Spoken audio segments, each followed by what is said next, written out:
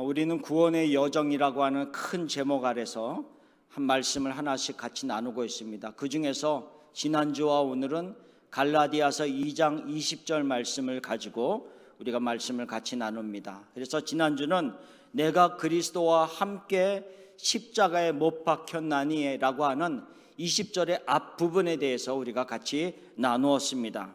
그래서 이 2장 20절에 내가 그리스도와 함께 십자가에 못 박혔다라고 하는 두 가지의 의미를 얘기했는데, 첫 번째 의미는 내가 그리스도와 함께 십자가에 못 박혔다라고 하는 것은 예수님께서 십자가에서 이루신 은혜에 동참하라라고 하는 겁니다.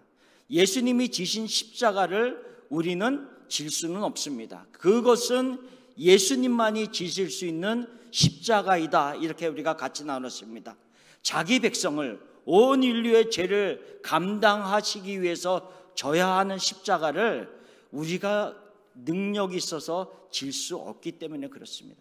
그분의 십자가의 죽으심으로 말미암아 우리는 함께 동참함으로 주님의 찢기심과 주님의 고난받으심과 주님의 채찍 맞으심으로 인하여서 우리는 하나님과 화평을 누리게 되었고, 나음을 입게 되었고, 안전한 엄마 품에 안겨진 아이와 같이 안전한 모습으로 구원의 열매, 영적인 열매를 거두게 되었다라고 하는 은혜다라는 것이 첫 번째 말씀의 의미였습니다. 두 번째라고 하는 것은 예수님의 십자가를 내가 질 수는 없지만 내가 져야 될 십자가는 있다라고 말씀했습니다.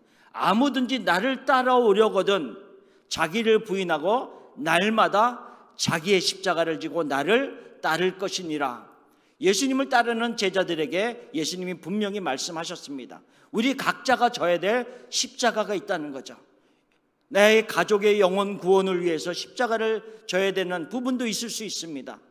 영적인 다른 연약한 자들을 내가 감싸 안고 중보 기도로 나가는 그런 십자가가 우리 앞에 있을 수도 있습니다.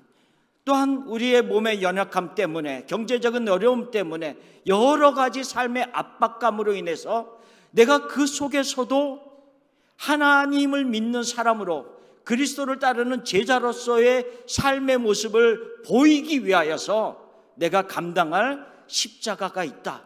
그런데 그 십자가가 때로는 너무 버거워서, 너무 힘이 들어서 주저앉아 있을 때 예수님께서 나에게 다가오셔서 그 십자가, 나의 십자가를 함께 지신다라고 하는 의미를 우리가 같이 나누었습니다. 우리에게 있는 대제사장은 우리 연약함을 채울하지 아니하는 자가 아니요, 개역 개정에서는 동정하지 아니하는 자가 아니요, 충분히 우리에게 우리의 모든 연약함을 동정하시고 함께 하시고 도와주시고 이끌어 주시는 예수 그리스도가 우리에게 있는 대제사장이다라고 얘기하고 있습니다. 그리고 히브리서 2장 18절에 그가 시험을 받아 고난을 당하셨은즉 시험받는 자들을 능히 도우시느니라. 우리의 삶을 살아가면서 우리가 당하는 모든 십자가의 어려움 속에서 힘겨워할 때 예수님께서 그것 가지고 왜 그래? 이렇게 책망하시는 것이 아니라 힘들지, 어렵지, 내가 함께하마 라고 하면서 나의 십자가를 함께 져주시는 예수님이시다라고 하는 두 가지 의미로 우리가 갈라디아서 22장 20절의 전반부의 내용을 같이 나누었습니다. 오늘은 그 후반부의 내용을 같이 나누기를 원합니다. 2장 20절의 후반부는 그런즉 이렇게 시작을 하고 있습니다. 다시 제가 한번 읽겠습니다. 내가 그리스도와 함께 십자가에 못 박혔나니 그런즉 이제는 내가 사는 것이 아니요 오직 내 안에 그리스도께서 사시는 것이라. 이제 내가 육체 가운데 사는 것은 나를 사랑하사 나를 위하여 자기 자신을 버리신 예수 그리스도를 믿는 믿음 안에서 사는 것이라 라고 말씀하고 있습니다. 자, 결과가, 내가 그리스도와 함께 십자가에 못 박힌 결과에 대해서 말씀을 하고 있습니다. 두 가지 결과에 대해서 얘기하고 있는데, 첫 번째 결과는 뭐냐면 내 안에 그리스도께서 사시는 것이다 라고 하는 겁니다. 내가 그리스도와 함께 십자가에 못 박힘으로 말미암아 얻어진 결과가 내가 사는 것이 아니라 내 안에 그리스도께서 사시는 상태가 되었음을 말씀하고 있습니다. 자, 이 의미를 살펴보기 위해서 2장 20절의 바로 전 구절인 19절 말씀을 한번 보겠습니다. 2장 19절에는 이렇게 기록되어 있습니다. 내가 율법으로 말미암아 율법에 대하여 죽었나니 이는 하나님에 대하여 살려 함이라. 율법에 대하여는 죽었다. 그 이유는 하나님에 대하여 살려 함이라 라고 얘기하고 있습니다. 내 안에 그리스도께서 사시기 위해서는 율법에 대하여는 죽은 자의 모습이 되어야 한다라는 것을 말씀하고 있습니다. 율법에 대하여도 살고 그리스도에 대하여서도 사는 양쪽 다 살 수 있는 방법은 없음을 얘기하고 있습니다. 한쪽을 선택하는 방법밖에 없습니다. 사도 바울이 그러기 때문에 내가 그리스도를 위하여서 하나님에 대하여서 살기 위해서는 율법에 대하여는 죽었다 이렇게 말하고 있는 겁니다. 이 갈라디아서를 누가 기록했습니까? 바울이 기록하지 않았습니까? 사도 바울이 이 갈라디아서를 기록해서 갈라디아의 지역에 있는 교회들에게 보내지 않았습니까? 이 바울이 자기 자신에 대해서 율법적인 관점에서 쭉 설명한 것이 빌립보서 3장에 나와 있는데, 한마디로 율법적인 관점에서 나를 봤을 때 예수님을 만나기 이전의 나의 모습은 어떠했다라고 한마디로 정의를 하고 있습니다. 그것이 빌립보서 3장 6절에 뭐라고 얘기하고 있냐면 율법의 의로는 흠이 없는 자라 이렇게 말하고 있어요. 율법적으로 볼 때 바울이 율법적으로 자기를 바라봐도 흠이 없는 자라라고 할 정도의 바울이었습니다. 그런데 왜 그가 율법을 버리고 왜 그가 율법에 대하여는 죽은 자와 같은 모습으로 결단하고 있느냐는 거죠. 그가 그리스도를 만난 이후에는 그리스도와 율법은 비교조차 할 수 없는 그런 것이었다라는 것을 알았기 때문에 그토록 율법에 따라서 행하며 살았던 바울이 단호하게 나는 더 이상 율법에 대하여서는 살아있는 자가 아니다. 율법에 대하여서 나는 어떠한 반응도 보이지 않을 것이다. 율법으로 인하여서 내가 구원을 받고 의롭게 되는 어떤 행위들은 내가 인정하지 아니한다. 그것은 내가 율법대로 살아오지 아니했기 때문이 아니라 그리스도를 만난 이후에는 율법을 따라 행하는 것이 아무런 의미가 없다라는 것을 알았기 때문입니다. 그리고 그가 그렇게 고백하는 이유를 2장 20절 다음 구절을 보면 이렇게 또 기록하고 있습니다. 내가 하나님의 은혜를 패하지 아니하노니 만일 의롭게 되는 것이 율법으로 말미암으면 그리스도께서 헛되이 죽으셨느니라. 내가 율법을 계속 따라가면요, 율법을 따라서 율법의 행위로 의롭다 하는 것을 계속 받아들인다면 그리스도께서 십자가에 죽으신 것이 아무런 의미가 없게 만드는 것이다 라고 하는 것을 말씀하고 있습니다. 자, 율법이냐 그리스도냐, 이것이 문제로다. 그렇죠? 율법을 따라갈 것인가 그리스도를 따라갈 것인가, 이것이 왜 이렇게 중요하냐 이거죠. 한 가지 예를 들겠습니다. 오래전 이민 시절에 우리가 요즘에도 그렇겠지만 결혼을 하고 나서 이렇게 한국과 미국에 떨어져서 초청하는 기간이, 수속하는 기간이 있었던 적들이 있었습니다. 그래서 수속을 해놓고 배우자가 오기를 기다릴 때가 있었습니다. 자, 한 예를 들겠습니다. 한 신혼부부가 결혼을 하고 남편은 미국으로 왔습니다. 그리고 아내는 한국에 아직 남아 있습니다. 그리고 초청을 해서 수속하는 중에 있습니다. 그래서 이 미국에 있는 남편이 너무 아내를 보고 싶어서 사진을 봅니다. 사진을 보면서 언제나 나의 사랑하는 사람이 올까 이렇게 기대합니다. 그러면서 또 편지를 씁니다. 요즘과 같이 동영상으로 탁 할 수 있는 시간이었으면 얼마나 좋았겠습니까? 저희가 연애할 때도 그런 게 없어서 늘 편지를 썼었습니다. 잠깐 헤어져 있었거든요, 한국과 미국에. 그것이 이렇게 생각이 났습니다, 이걸 쓰면서. 어쨌든 간에 편지를 쓰면서 이렇게 쓰고 있습니다. 내가 당신을 너무 보고 싶어서 대신 사진을 보면서 그 마음을 달래고 있습니다. 이렇게 편지를 썼다라고 생각해 봅시다. 그러면 그 편지를 받아보던 아내도 나도 동일한 마음입니다 라고 하면서 또 편지를 쓰고, 그렇게 자신의 사진을 보면서 자신을 그리워한다는 그 내용이 너무 감사하기도 하고 기쁘기도 하고 나도 동일한 마음입니다, 이런 소식을 서로 나누면서 세월이 지나갔습니다. 그리고 사랑하는 아내가 미국에 도착했습니다. 얼마나 기뻤겠습니까? 그렇죠? 늘 사진으로만 보다가 이제 실물이 온 거잖아요. 사람이 왔잖아요. 얼마나 기뻤겠습니까? 그러니까 그 사람하고 이제는 함께 시간을 보내면서 같이 좋은 시간을 나누면 됩니다. 그런데 남편이 갑자기 어느 시간이 되면 자꾸 사라집니다. 그리고 뭐 하나 봤더니 방에 들어가서 사진을 꺼내보는 겁니다. 사진을 꺼내보면서 당신을 보고 싶습니다. 진짜 사람이 와 있는데, 옆에 와서 같이 있는데 방에 들어가서 당신을 보고 싶습니다, 사진을 꺼내보는 거예요.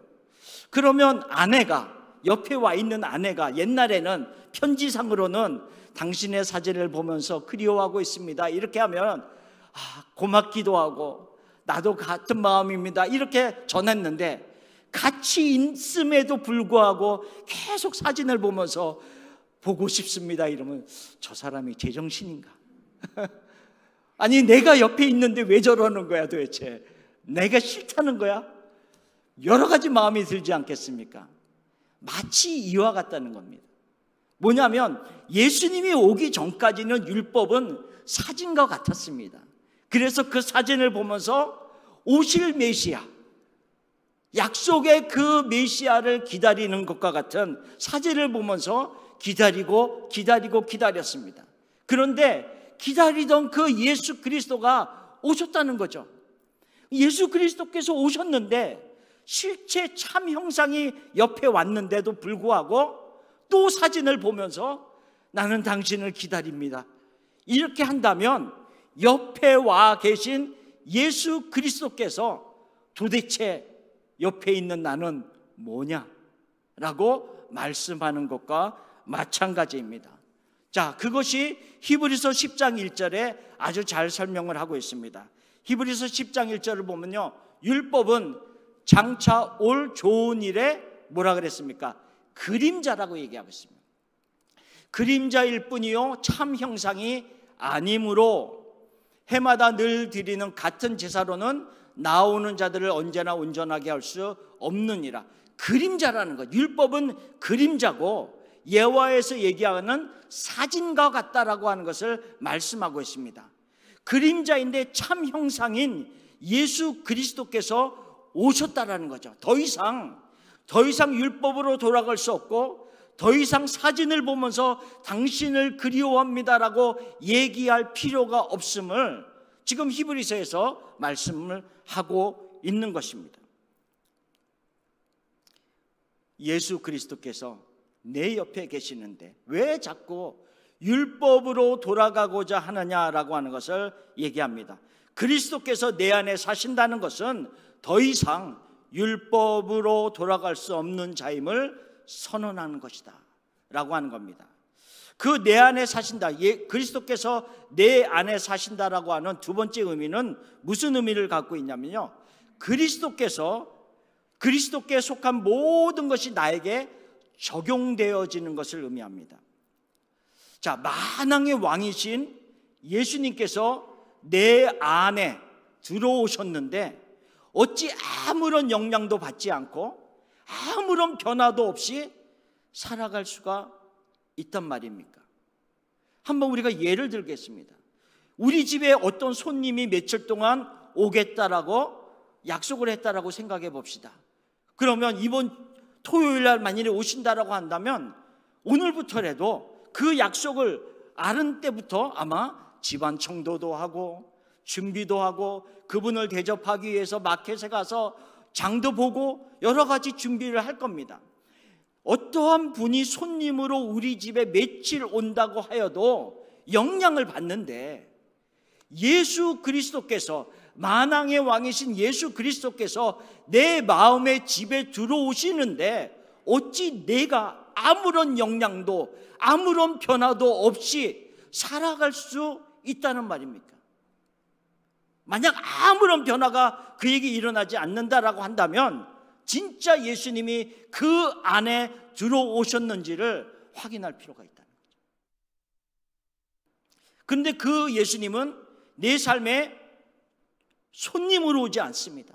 며칠 거하실 손님으로 오지 않습니다. 누구로 오셨죠? 주인으로 오십니다. 내 삶에, 내 마음의 집에 오시는데 손님으로 며칠 거하실 손님이 아니라 나와 평생 함께 거할 주인으로 오십니다. 그렇기 때문에 그분은 내 안에 들어오셔서 나를 바꾸기 시작할 수 있습니다. 어떤 분이 며칠 내 집에 거하기로 와서 우리 집을 가만히 보니까 이것도 뜯어 고쳐야겠고 이것도 뜯어 고쳐야겠네요. 그러더니 주인의 허락도 받지 않고 사람을 불러서 막 공사하지 않습니다. 그렇죠? 손님은 봐서 뭔가 조금 자기 마음에 안 들어도 며칠 있다가 가면 됩니다. 그러다 주인은 그곳에 머물면서 이것도 좀 고치겠다, 이것도 좀 고치겠다라고 하면 사람을 불러서 고칠 수가 있습니다. 예수님께서 내 마음의 집에 주인으로 들어오셨기 때문에 그 순간부터 나를 리모델링하기 시작합니다. 옛날의 더러운 모습으로 남겨놓지 아니하시고 예수 그리스도의 것으로 나를 깨끗하게 만들고 고쳐가고 더 좋은 집으로 만들어 가시는 일을 시작하십니다. 그것이 성화입니다. 고린도전서 6장 19절에 보면 이렇게 말씀하고 있습니다. 제가 그냥 읽어드리겠습니다. 너희는 너의 자신의 것이 아니라 값으로 산 것이 되었으니 그런즉 너의 몸으로 하나님께 영광을 돌리라. 너희는 너의 자신의 것이 아니다라고 얘기하고 있습니다. 값으로 산 것이 되었다. 예수 그리스도의 핏값으로 영원히 죽었던 우리들을 주님의 핏값을 치르시고 우리를 살리셔서 예수 그리스도의 것이 하나님의 소유가 되게 하셨다라고 말씀하고 있습니다. 그렇기 때문에 더 이상은 내가 내 안에 사는 것이 아니다. 율법을 향하여서 사는 나는 이미 죽었다라고 선언하면서 내 안에 그리스도께서 사는 것임을 말씀하고 있는 것입니다. 내 안에 산다는 것, 그리스도께서 내 안에 사신다는 것은 그리스도께 속한 모든 것이 나에게 적용됨을 의미합니다. 예수님이 주인이 되셔서 소위 우리가 말하는 사회적으로 갑질을 하면서 나를 막 못살게 굴고 그렇게 나를 이끌어 가시는 그런 예수님이 아니라 예수님이 가지신 너무 귀한 모든 것들을 나와 공유하시면서 나에게 나눠주시면서 함께 그 믿음의 여정을 가도록 우리를 이끄시는 분이 예수 그리스도이시고 그분이 내 안에 사신다라고 하는 의미다라는 거죠. 예수님의 능력이 나의 능력이 됩니다. 예수님의 성품이 내 성품이 될 수 있습니다. 온유와 겸손, 사랑, 신의 성품들. 어떻게 내가 하나님의 성품을 닮아갈 수 있단 말입니까? 그런데 예수님께서, 하나님께서 나에게 성령을 통하여서 그 신의 성품을 공유하여 주셨습니다. 인간의 나의 마음은 나만 아는 이기적이고 극히 나를 높일 수 있는 마음만이 많을 수 있지만 예수님을 따라서 겸손한 모습으로, 온유한 모습으로, 더 자기를 죽이면서 사랑의 모습으로 접근하면서 나갈 수 있는 이유는 내 안에 그리스도께서 사시기 때문입니다. 그렇게 말씀하고 있습니다. 모든 예수님께 속해 있는 모든 것들을 나에게 허락하셨습니다. 그래서 누가복음 15장에 첫째 아들이 둘째 아들이 나가서 탕진하고 돌아와서 불평하고 있는, 돌아온 그 둘째 아들을 따뜻하게 맞아주는 그 아버지를 향해서 막 불평하고 있는 첫째 아들에게 아버지가 했던 그 말, 얘야, 나에게 있는 모든 것이 너의 것이다. 나에게 있는 모든 것이 너의 것이다 라고 첫째 아들에게 했던 그 말을 우리는 기억해야 됩니다. 그것을 우리가 기억하지 못한다면 우리는 주님 안에서 열심히 신앙생활을 하면서, 나는 제대로 밖에 나가서 이상한 짓 한 번도 안 해봤는데, 나는 그냥 예수님만 믿으면서 그냥 꾸준히 신앙생활을 했는데 왜 나는 이렇습니까? 라고 첫째 아들과 같이 우리는 불평할 수 있다는 거죠. 아닙니다. 나에게 있는 모든 것이 너의 것이다. 나의 능력 너의 것이다. 나에게 있는 성품 너의 것이다. 다만 우리가 그것을 모르고, 내 것인지 모르고 살았던 지난 날이 있었기 때문에 억울하다는 거죠. 그래서 우리는 끊임없이 하나님에게 속한 모든 것, 그것이 무엇인지를 깨닫고 알아가는 것이 중요합니다. 에베소서 1장 3절을 제가 읽어드리겠습니다. 찬송하리로다 하나님 곧 우리 주 예수 그리스도의 아버지께서 그리스도 안에서 하늘에 속한 모든 신령한 복을 우리에게 주시되, 그리스도 안에서 하늘에 속한 모든 신령한 복을 우리에게 주셨다. 그 모든 신령한 복이 무엇인지를 에베소서 1장에 계속 설명하고 있습니다. 창세전에 우리를 택하신 것, 우리를 그리스도 안에서 예정하여 주신 것, 그리스도 안에서 우리를 그의 핏값으로 구속하여 주신 것, 하나님 안에 살면서 하나님의 소유물이 되게 하신 모든 것이 하늘에 속한 모든 신령한 복이다라고 말하고 있습니다. 근데 1장 3절을 제가 다시 읽겠습니다. 자, 한번 들어보십시오. 찬송하리로다 하나님 곧 우리 주 예수 그리스도의 아버지께서 그리스도 안에서 하늘에 속한 모든 신령한 복으로 우리에게 주시되, 저는 이 말씀을 읽으면서요, 그 이후에 나오는 창세전에 우리를 택하시고 예정하시고 우리를 구속하시고 하나님의 소유가 되게 하신 것, 이것도 굉장한 복이지만 1장 3절을 쭉 읽어가는 그 중간에 이렇게 말하고 있습니다. 우리 주 예수 그리스도의 아버지께서, 예수님의 아버지께서, 이 말이 말씀이 저는 들어왔습니다. 뭐냐면 예수님에게 속한, 예수님과 관계된 모든 것이 나의 것인데 예수님의 아버지가 나의 아버지가 됐다는 거예요. 예수님의 아버지가 나의 아버지가 되어서 내가 그분을 향해서 아버지라고 부를 수 있다는 것, 이것이 가장 큰 복이 아닌고 무엇이겠습니까? 그 아버지만 있으면 그분에게 속한 모든 것이 내 것인데, 그 안에 모든 것이 포함되어 있는데 더 이상 우리가 바랄 것이 무엇이 있겠습니까? 그리스도께서 내 안에 사신다라고 하는 것은 마치 그와 같은 의미를 가지고 있습니다.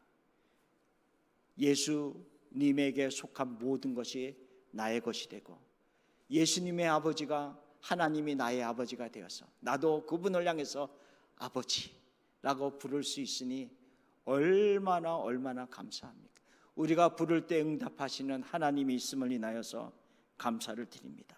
자, 지금 20절 후반부에 대한 얘기를 하는데요, 20절 후반부를 보면서 우리가 내가 그리스도와 함께 십자가에 못 박혔다고 하는 것은 첫 번째로는 예수 그리스도께서 내 안에 사시는 것이다 라고 하는 첫 번째의 결과가 있었다라고 얘기하고 있습니다. 두 번째 결과가 있습니다. 두 번째 결과는 예수님께서, 예수님을 믿는 믿음 안에서 내가 사는 것이다 라고 하는 겁니다. 예수님을 믿는 믿음 안에서 내가 사는 것이다. 자, 이 앞구절에서는 자신이 사는 것이 아니라 내 안에 그리스도께서 사신 것이라 이렇게 얘기하고 있습니다. 거기서 내가 사는 것이 아닌 것은 율법을 따라서 행하는 자신은 더 이상 사는 것이 아니다라고 하는 것을 말하는 것입니다. 그런데 이 뒷부분에서 내가 사는 것은 내가 육체 가운데 사는 것은 이라고 하는 이 뒷부분은 내가 믿음 안에서 사는 나를 의미하고 있는 것입니다. 자, 믿음 안에서 사는 것을 설명하기 위해서 간략하게 히브리서를 잠깐 설명하겠습니다. 히브리서는 지금 오랫동안 우리 최 목사님께서 히브리서 11장 말씀도 해주시고 또 새벽 기도에 계속 히브리서 말씀을 쭉 해주셨습니다. 아마 제가 지금 나눌 때 중복되어지는 말씀도 있을 것입니다. 간략하게 히브리서 말씀을 설명하겠습니다. 자, 히브리서는 그리스도께서 어떤 분이신가에 대해서 설명을 하고 있습니다. 왜냐하면 히브리서를 지금 받아보는 대상자들은 그리스도를 믿는 유대인들이었습니다. 율법을 따라 그동안 살아왔지만 예수님을 만나서 지금 그리스도인이 된 유대인들이 히브리서를 받아보고 있습니다. 지금 그런데 그들은 늘 주위에서 같은 예수님을 믿지 아니하는 다른 유대인들이 자기를 비난하거나 또한 내가 그리스도를 믿는 유대인이 되었기 때문에 어떤 비난과 핍박이 올 때에는 그 믿음이 흔들리고 있었습니다.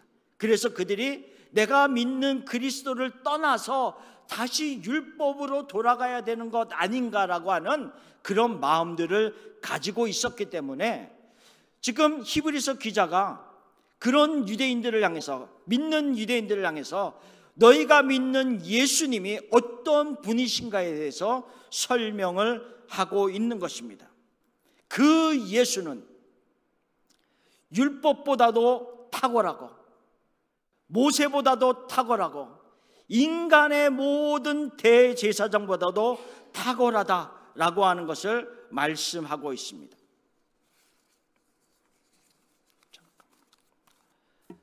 모든 다른 어떤 것보다도 탁월하신 그 예수 그리스도임을 설명하고 있다는 것입니다. 그리고 너희가 율법에 따라서 드리는 그 모든 제사가 아닌 단번에 영원히 그 자신을, 예수 그리스도께서 그 자신을 제물로 드리셨다라고 하는 것을 설명하고 있습니다. 그러면서 우리가 계속해서 11장의 믿음장에 대한 설교를 많이 들었습니다. 그 나오는 믿음으로 살았던 사람들을 다시 한번 제가 이름을 불러보겠습니다. 아벨, 에녹, 노아, 아브라함, 모세, 기생라.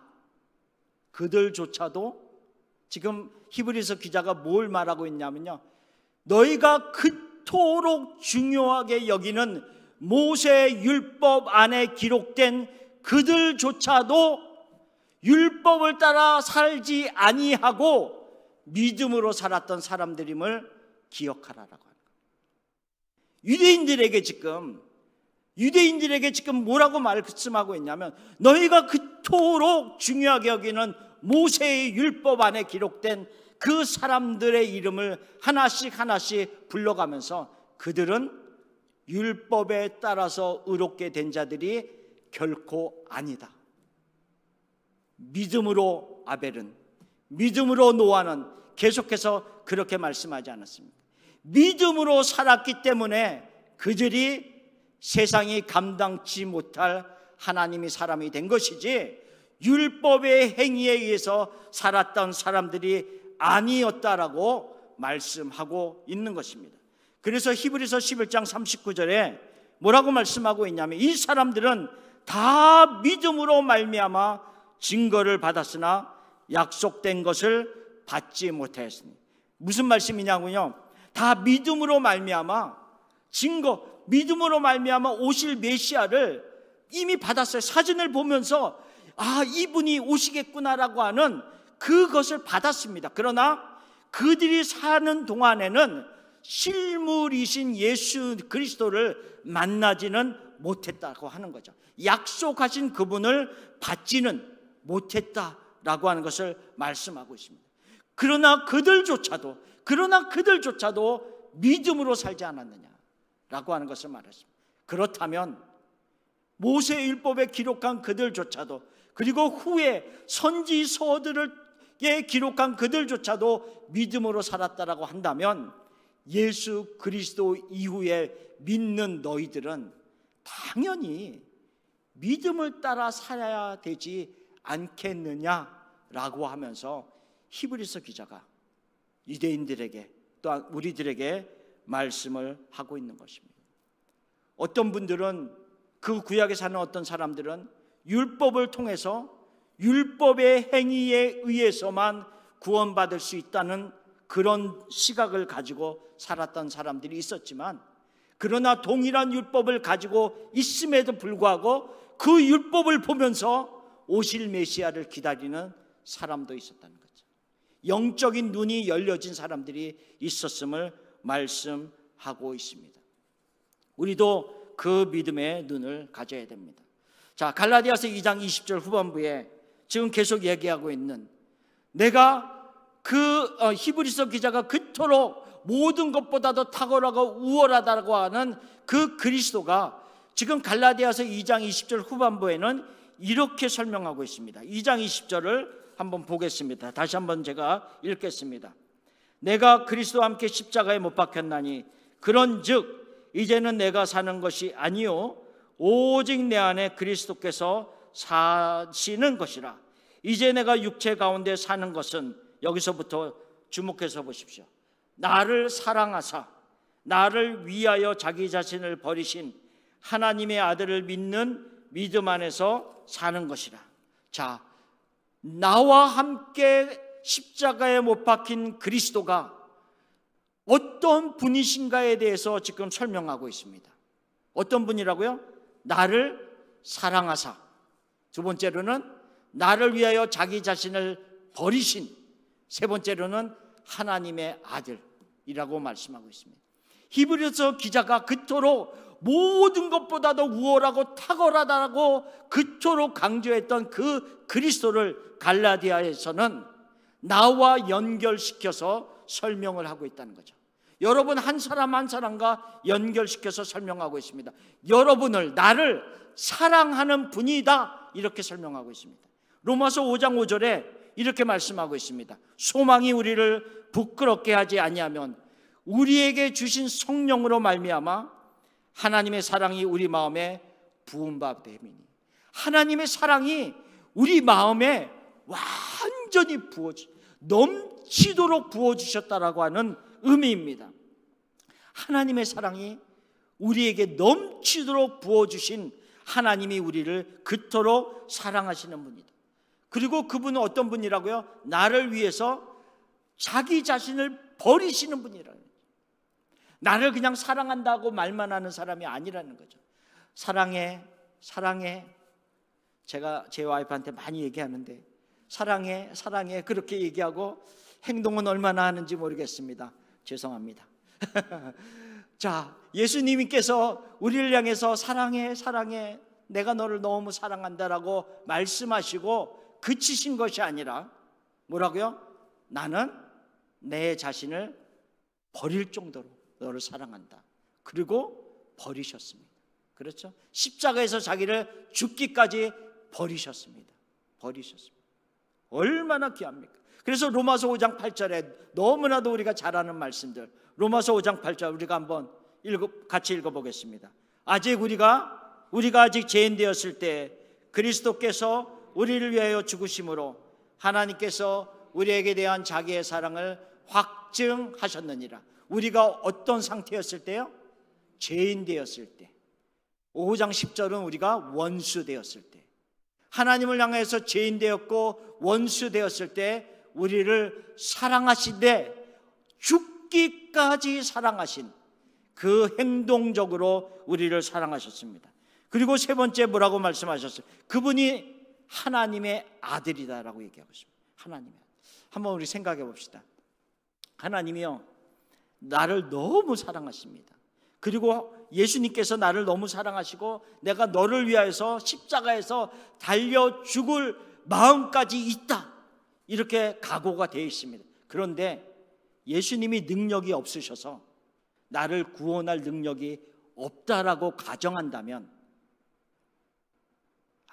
나가 죄로부터 구원받을 수 없는 그런 모습이지 않겠습니까?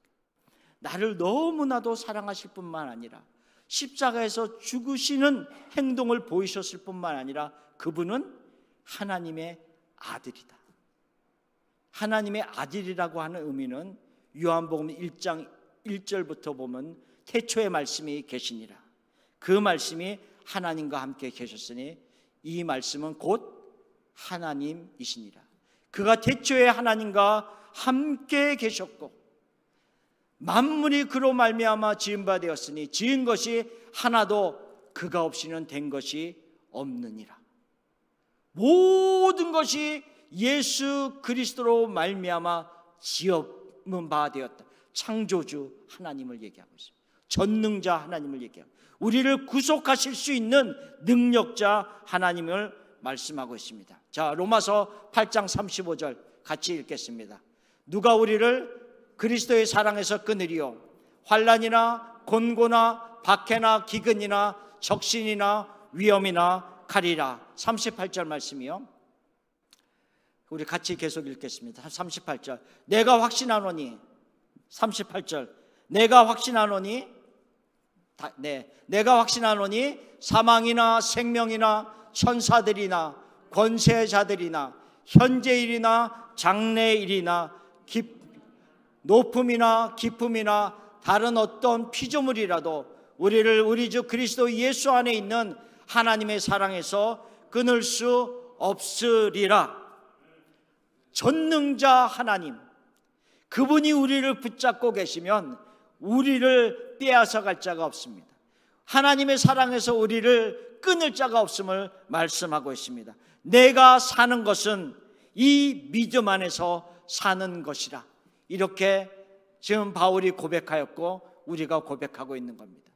내가 믿음 안에 사는 것은 나를 사랑하고 나를 위하여 자기 몸을 버리시고 그 다음에 하나님의 아들이셔서 나를 아무도 하나님의 손에서 그 사랑에서 끊을 수 없는 그분을 믿으면서 나는 사는 것이다 라고 지금 갈라디아서 2장 20절에 말씀하고 있습니다. 이 모든 것은 시작은 어디에서부터 시작된다고요? 첫 번째 전반부에서 내가 그리스도와 함께 십자가에 못 박혔나니. 우리가 그리스도와 함께 십자가에 못 박히는 것은 결코 두려움이 아닙니다. 이것은 끔찍한 일이 아닙니다. 우리는 십자가 앞에 가까이 가면 갈수록 우리에게는 기쁨이 있고 소망이 있고 구원의 열매가 있고 주님의 것이 모두 우리 것이 되는 너무나도 소중한 메시지이다 라고 하는 것입니다. 내가 그리스도와 함께 십자가에 못 박혔나니 그런즉 이제는 내가 사는 것이 아니요 오직 내 안에 그리스도께서 사시는 것이라.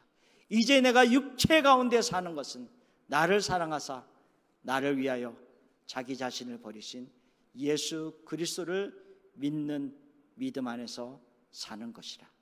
이 모든 말씀이 여러분들에게 충만히 적용되기를 간절히 예수님의 이름으로 축원합니다. 기도하겠습니다.